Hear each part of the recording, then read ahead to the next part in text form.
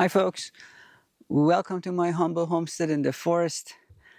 And as you can see, it's fall in Canada. We're famous for our falls, autumn, whatever you want to call it. This year though, however, we had a particularly somewhat, I shouldn't particularly, somewhat dry end of summer. By which I mean that we had 2 days of rain in 2 months. So in other words, a day of rain a month, as opposed to once, if not twice a week of rainfall. Gentle rain, not downpours, but still, which made for a drier end of summer.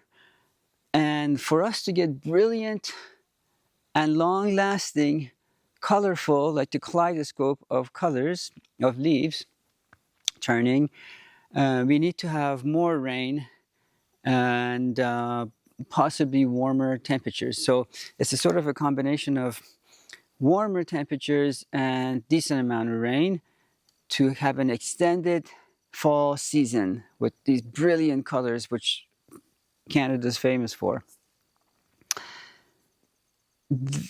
So it's not enough to have lots of water but cold temperatures, and it's not enough to have warm temperatures, but like we just had this year, warm temperatures but not enough water. So you need to have both of them. So what happens then is that the leaves are going to fall down as the trees have not enough water to sustain all these leaves, so they drop their leaves before they even had a chance to turn. And if you notice, the different colors, even different maples have different colors, as brilliant ruby red to orange red to maroon, all these colors. I mean, I'm looking at different maples just behind me. That one and that one and that one. Those three are all maples. What happens is that the tree starts to remove the chlorophyll. There's a maple there that's completely yellow, golden yellow. There's a maple over there that's light orange. The tree starts to take the chlorophyll out of the leaves, puts it back into its roots, thinking, I don't want to damage them, or I want to store them, or I want to protect them. And then now the true color of the leaves are revealed. So leaves are not here anyway, all green all the time. That's not what I wanted to talk about today. I don't know why I got to that. Today, I want to talk to you about something that came to me a few days ago. And I've been wanting to talk about this, and I have been talking about it to anyone that would hear me, not on camera, for years. And that is this. When and if you decide to move to such an area, extreme country or rural, as I call it, or remote even, you may one day, as most people do, some people do, most people do, 60% of people do, decide that I will have a roadside stand, and or I will have a sort of a block party with my neighbors, or as they do in the city. But that's just a different, I'll come to that in a minute. Or I'll just sell stuff from the roadside other than my produce. Clothes, my handiwork, my crafts, my whatever. Here's the problem. Number one, no matter how wealthy you are, wealthy, well-off, millionaire, billionaire, I suggest to you, I encourage you to not buy more than what you need. You may be driving and you might see someone's on the side of the road selling paintings. Oh, that's a nice painting. But try to think of it ahead of time. I would rather stop and give the person a donation, not take the painting, than to buy that painting because A, I may have liked it, or B, I might think I want to support this person even if I don't like it. But then you're doing more. What I mean is you're doing more harm than good. And allow me to explain. You buy that painting, even if you like it, goes to your house. Maybe you'll find a spot for it on your wall. and then when you get tired of it, you take it down, and then eventually it finds its way to a garage sale, garbage, donation, whatever. So you've helped that person momentarily, and maybe yourself too, but then you created more junk for the globe, for the landfills. The other thing is that now some people in my neighborhood have tried to do weekly selling food out of their house. Now, when someone does that, and I have supported that too, but not weekly. If it's an annual fundraiser, if it's a biannual fundraiser, something like that, I'm there. I'm the first person there, especially if there's food involved, because I'm a foodie, but I'm also a very finicky eater. So, but I'll buy what I think I would enjoy, and there's nothing to keep. It goes through you, compost. But when you start saying weekly, I'm selling whatever weekly, at first, your neighbors might come to support you because you think, well, we're a small community, I'll support this person. But the fact is that you're actually doing more harm than good. And that is this. The person at the end of the day tallies up how much money that person's made and thinks, oh, wow, I made so much money. I can do this regularly. Mistake. Because you may be able to do that for another week and maybe another week. Eventually, people say, especially people that live in the rural, whose incomes are not the same as folks in the city, as I've experienced, as I've seen, witnessed, eventually they say, why should I pay this person $10 or whatever for a meal? I know you're thinking $10, that's what I pay for breakfast. I know, just stay with me.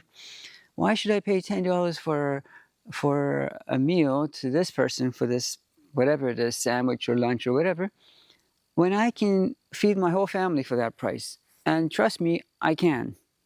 Even at today's prices, if you like cooking, if you know where to buy, if you buy bulk, whatever, and if you grow your own farm to table, you can. And now the person who you thought you were supporting at first, and the person who thought I can make a full-time living out of this, the fourth week comes and no one shows up. Hardly anyone shows up, or no one shows up, because they were already, not that they've gotten together and said, let's not buy from this person anymore. How outrageous to charge $10 when I can, make my own meal that I like, my family likes, they know exactly how much of what ingredients to put into it, and I'm not going to do it. I'm done. I did my supporting, I'm done. Now this person sits there with all the meals that even they've made, prepared for you, pre-prepared or prepped or whatever, and no one shows up. What then? How have you helped this person? Now they're going to depression. Nobody likes me. Nobody likes my food. Why don't people help me? What kind of community is this? You understand what I'm saying? Don't do it. So, these are my life lessons. By the way, did you hear how quiet it was for that second? Did I shut up for a second? Listen. I don't edit these videos.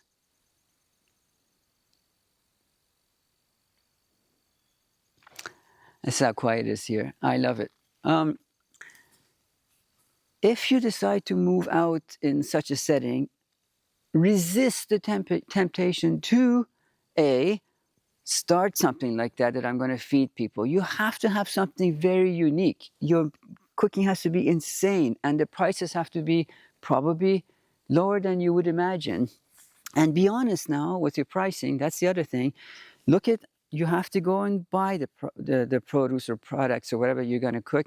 And if you don't grow it yourself, and most of the time in Canada, you can't grow everything. So there's your time, in this case, 45 minutes to the city, 45 minutes back from the city. So there's your gas, there's the wear and tear on your car.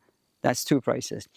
Then is the actual cost of the raw food that you have to consider. That's the third cost. Then when you come back, you have to, your own labor of preparing it and cooking it, fourth. If there are any dishes and pots and pans and whatever to wash, fifth. Now, you may not pay for water here, but if you pay for electricity, there's other costs. Cost.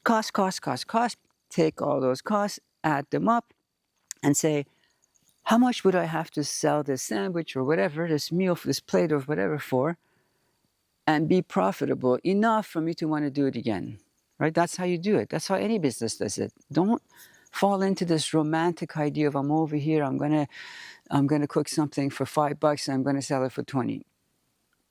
If that happens, it'll be very limited. You won't be able to, it won't last. You won't be able to do it for year after year after year. It can happen. And really, honestly, anything can happen if the guy up there, the programmer up there, the AI in the sky is smiling down on you.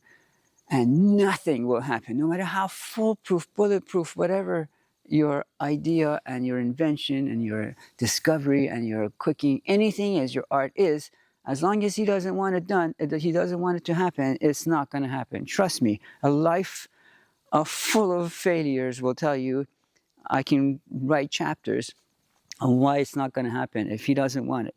So resist the urge to figure out what your cost is if you're going to do it and say, will people pay for this?